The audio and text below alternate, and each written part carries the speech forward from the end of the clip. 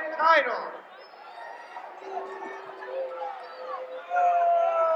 To my left, the challenger, weighing in at 261 pounds, from Kansas City, Missouri, Hacksaw Butch Reed.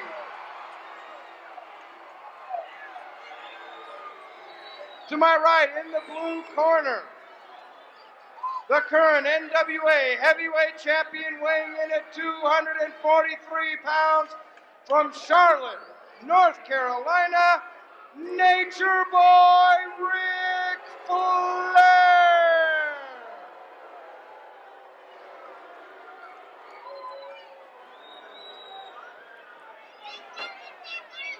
Ric Flair, world's heavyweight champion, recognized by the largest of the governing bodies in the professional wrestling game, recognized by Mid-South as the world's heavyweight champion, and certainly recognized by Ric Flair as the world's heavyweight champion. Here is a man who lives every moment of his life training, preparing, wrestling. He is a man who is dedicated to being the champion of the world. Tonight, he faces a tough opponent. He faces a real test of his ability to hang on to it. And Flair is a man who takes his time out in that ring, can move with amazing suddenness, but who is very, very proud of the fact that he can handle people in wrestling as well as in the rough and rugged side of the game. But so can Hacksaw Butch Reed. So Ric Flair, Nature Boy, yes. Colorful, you bet. Tough, well, let's ask Butch Reed when this match is over whether he thinks the champion is tough. Win, lose, or draw, Butch Reed will know it better than any man in this building. So Reed, who has proven his ability in rings all over the Mid-South area, and he has proven his ability in Houston, right here in this Coliseum, right here in this ring. And right now, as he pushes the champion away, he is about to make an effort to prove it again.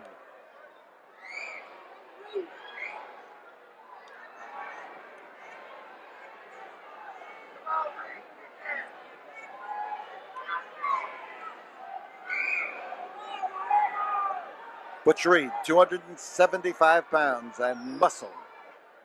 You've heard us mention many times that Butch Reed can handle 500 pounds in the bench press.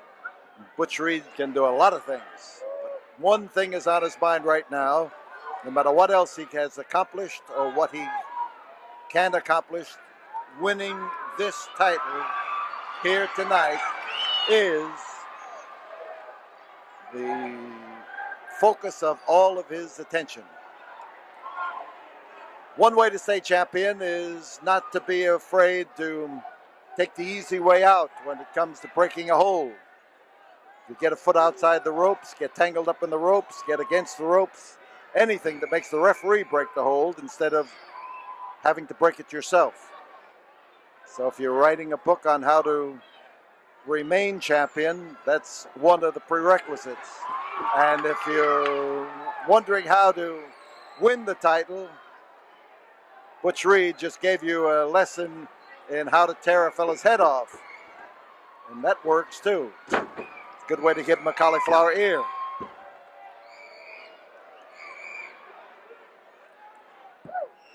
So referee Tommy Gilbert down watching closely. Looking at the champion's shoulder. The champion tilts him back.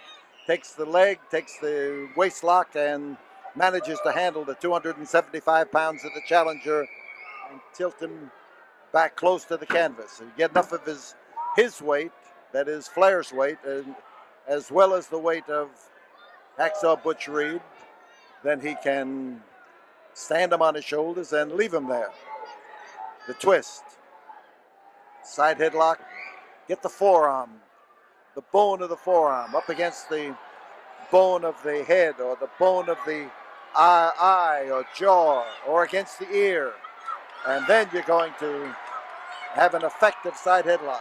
And right now, the power and strength of Butch Reed made itself evident as he managed to keep the champion from breaking the hold and actually was able to get his hold back immediately and even as effective as it was before.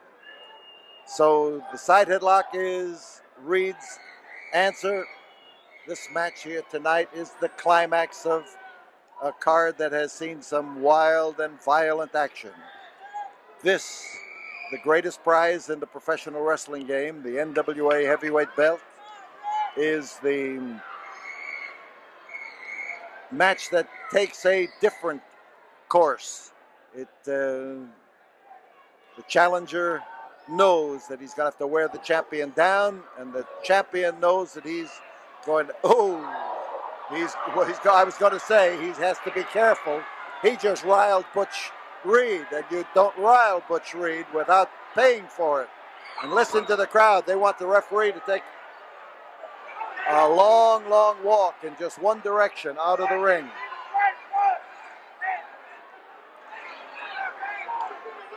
So he's getting a lecture on how to open his fists, how to step in there politely, and Reed is not going to listen. He's being told, but he wants to get at champion Ric Flair in a positive manner. Well, Reed is presenting his case, but at the 5-minute mark, he's going to settle back down to some wrestling, and Ric Flair has accomplished at least one of his aims, and that is to destroy the composure of Butch Reed. And here comes the champion again, same way, same style, and he's got the referee doing his wrestling for him. And Reed now, with that fist cocked and ready to throw, is turning his wrath against the referee as well as Ric Flair. So that just shows the psychology of the champion. When he finds a man that's big and tough and strong, then you got to upset that man's battle plan. Make him mad. Throw him off balance. Shoulder butt. Hard driving shoulder. And Ric Flair is thrown by the very hold he thought he was going to use. And there, look at this power and strength of Butch Reed. He heisted him up. He pressed him up in the air. 240 pounds of world's heavyweight champion. And he had him towering about 7 feet over the canvas before he slammed him down. No matter what kind of shape you're in, a fall of that kind is going to destroy the ability to get all those muscles to work together. Rack up your coordination. So the referee is bearing down on Butch Reed, and the referee is getting the attention of the crowd right now.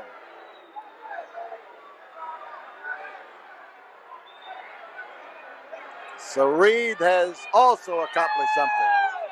He has made things a little bit tough for the champion, and he has maybe given the champion something to think about.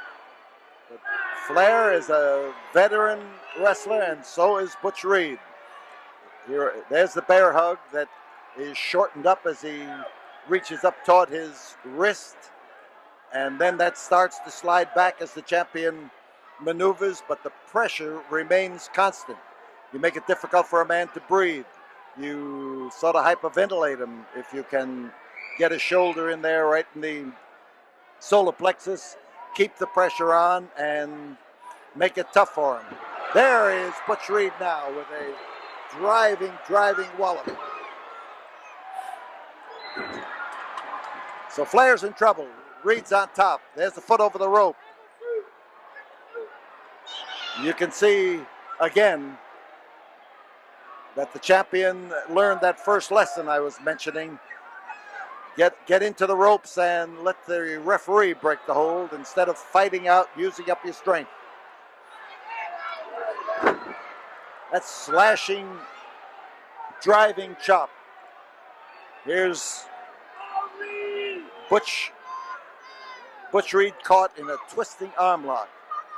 I have watched Ric Flair defend his title in a number of places, faraway places, in New Zealand, in Singapore, and he is a man who has not been afraid to go to the areas of the world where people love wrestling but don't get too much of it, and he has proven himself to be a champion.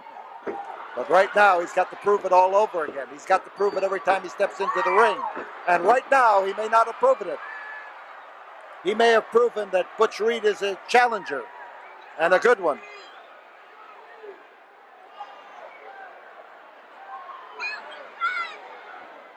So Reed tries to set him up, and he's got him with a bear hug.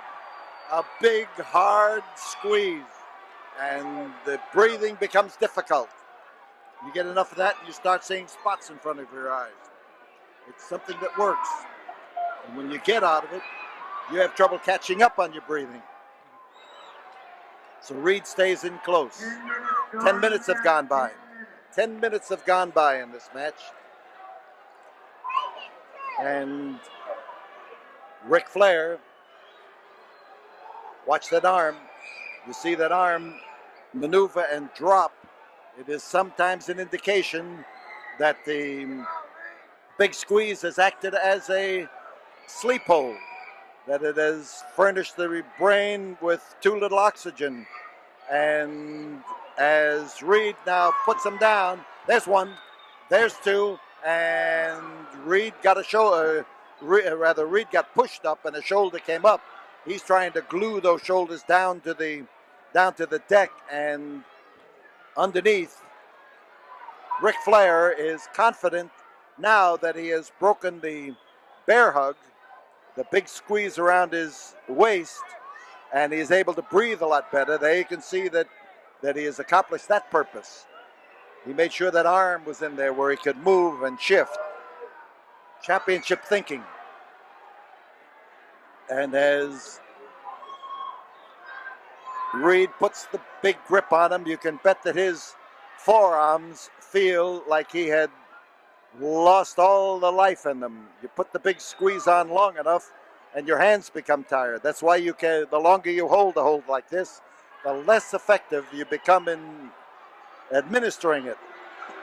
The man who's caught, if he can outlast you, has a fighting chance because your arms get a little bit weaker. That's why you've got to spend those hours in the gym. That's why you've got to be lifting those weights. That's why you've got to be doing the exercises for the hands, the wrists, the forearms, because that's what you use in applying a hold like, oh! You could hear that one all over the building. And he gets in there with another driving, slashing chop.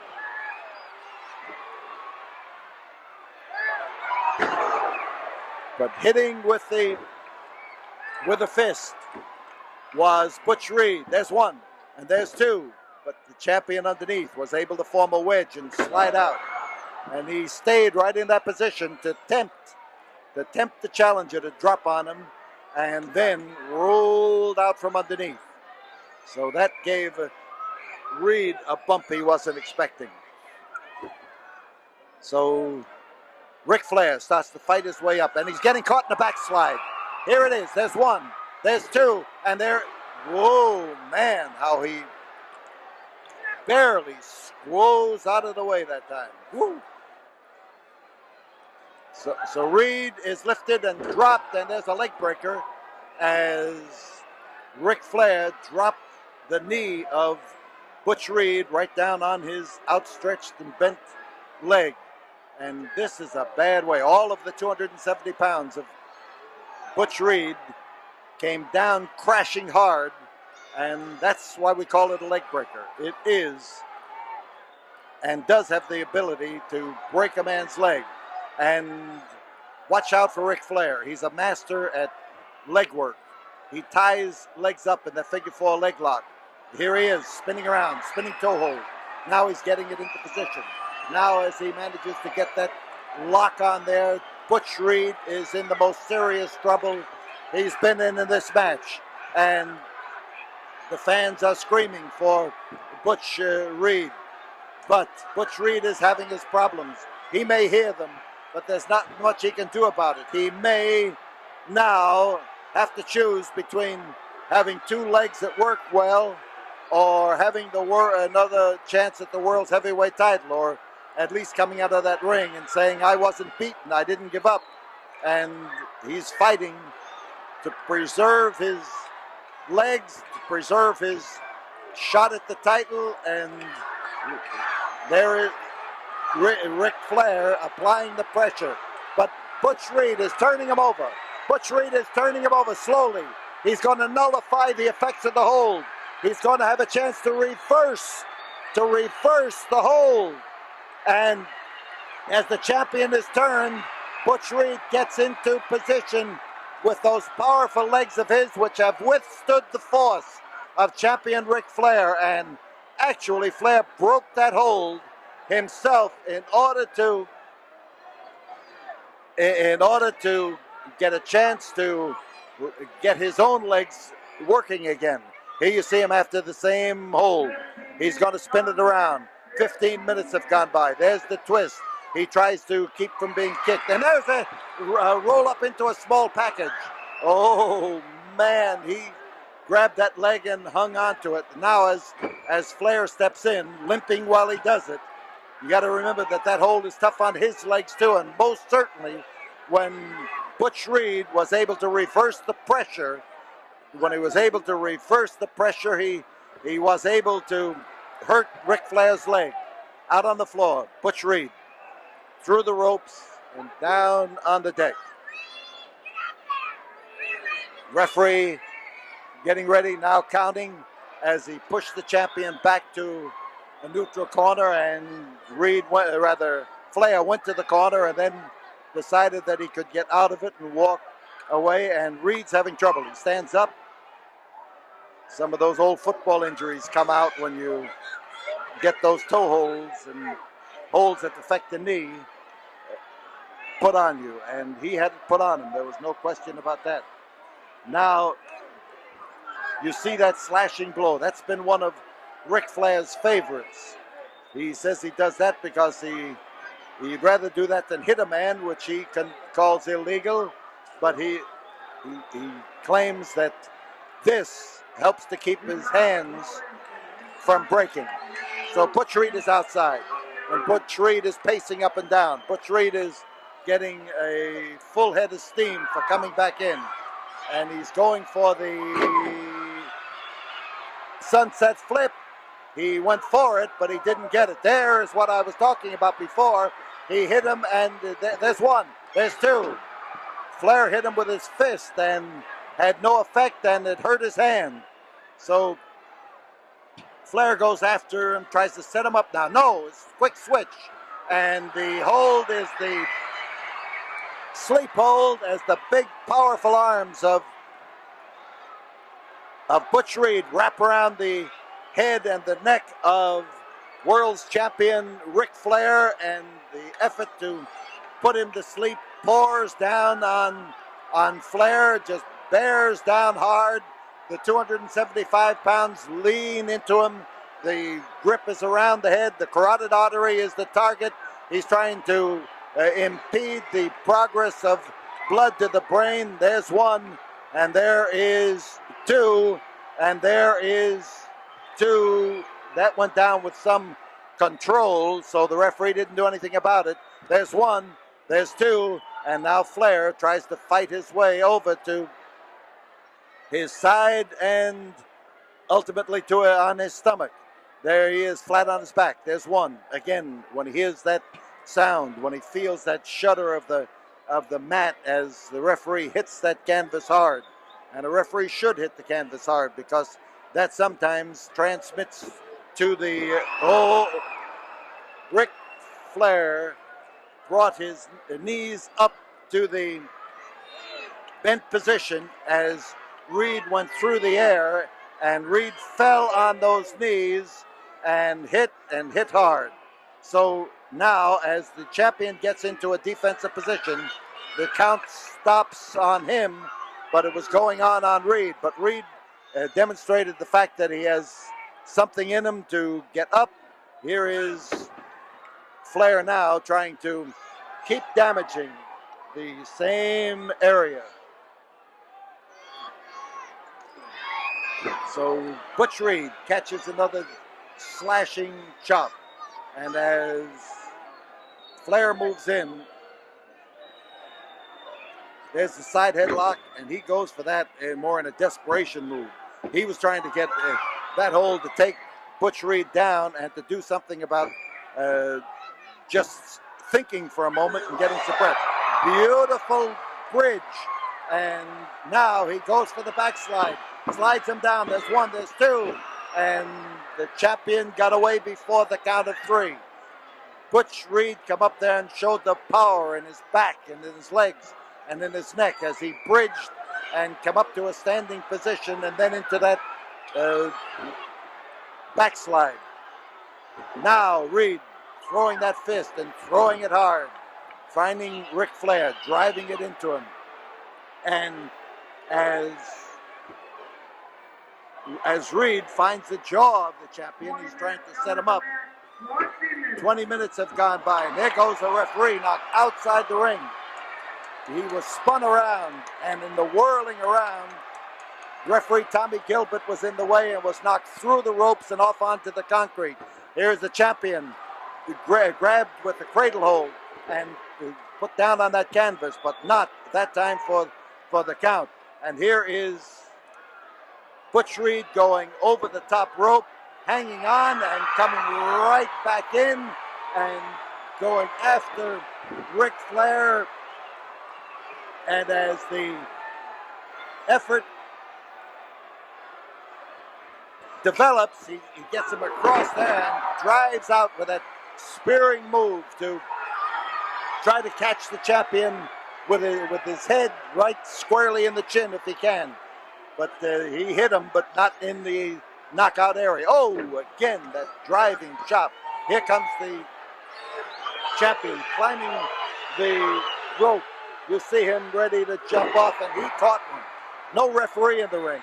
No referee at all. And here goes Butch Reed as he spins around with the same hold that the champion used on him. He's got both legs locked up in a leg breaker. The referee is calling for the bell. The referee is calling for the bell, and Butch Reed has the hold, and referee, I'm trying to, the only thing I can figure is that it was Butch Reed who hit the referee as he went through the air, and it was Butch Reed who knocked him out of the ring, and it may be a disqualification. It may, because Ric Flair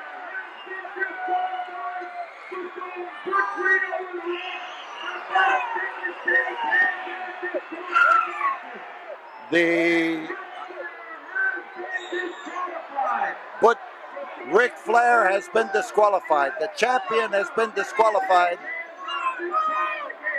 but the belt does not change hands on a disqualification. So he called for a disqualification, but not as I estimated, but he actually gives the match to Butch Reed. He gives the match to Butch Reed, but Butch Reed finds that it's an empty victory. He has won the match, but he has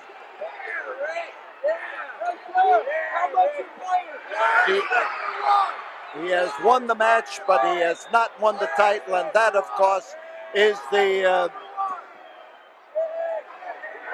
We are surrounded by fans here, screaming, hollering, and all hollering that Butch Reed has won the match. And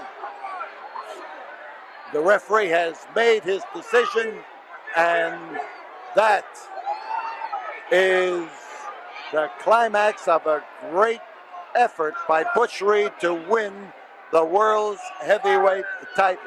He came close. He won the match, but in a disqualification, the referee did not. All these people down here in Houston just think you get your ass kicked.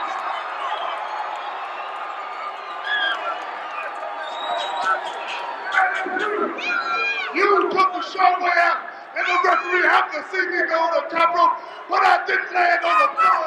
And as far as I'm concerned, Rick Flair was beating his own home right in the night. And when you come back to Houston, Texas, you got hacksaw Butch Reed to fight.